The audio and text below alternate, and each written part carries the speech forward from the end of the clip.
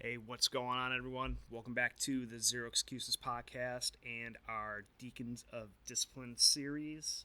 My name is Kenyon Zitska, and I want to thank you for taking the time to join me today. And I appreciate your time, and I don't take it lightly that you choose to spend a few minutes of your day with me.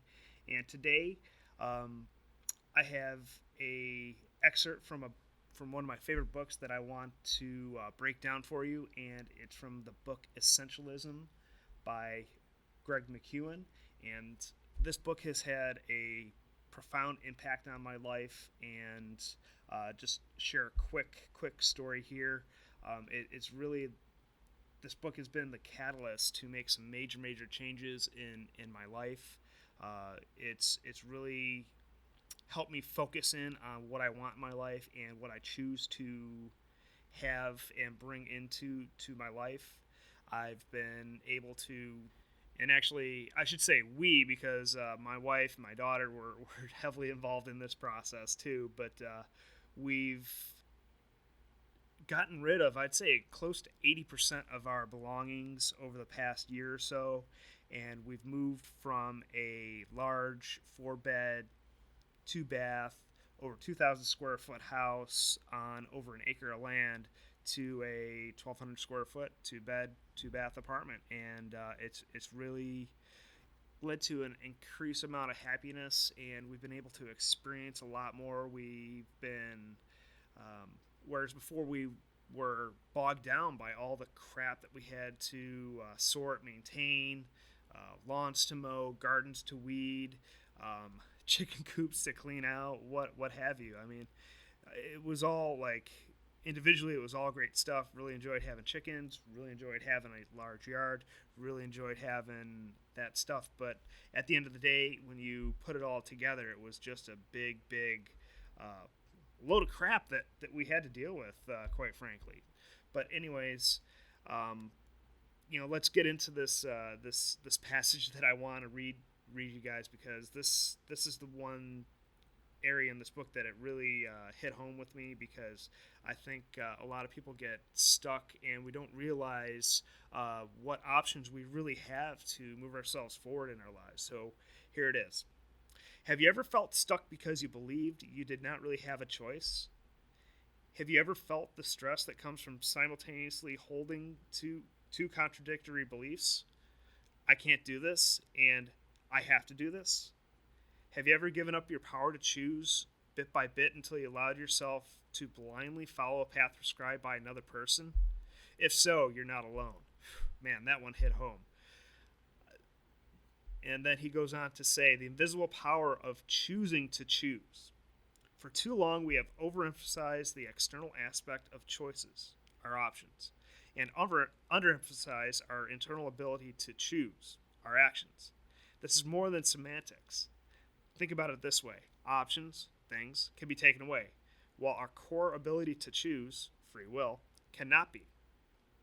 The ability to choose cannot be taken away or even given away. It can only be forgotten. Man, when I read this part of the book, it was a real wake-up call, because it really was very apparent that I was giving away my power to choose the circumstances in my life, and I was, miserable as a result of the choices that I had made or felt that I was compelled to make.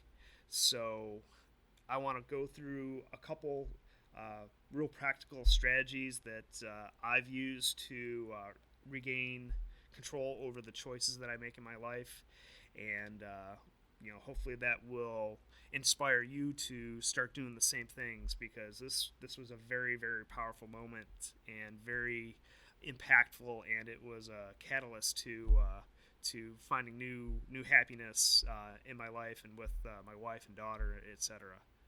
So the first tip that I have for you is start using different language with yourself.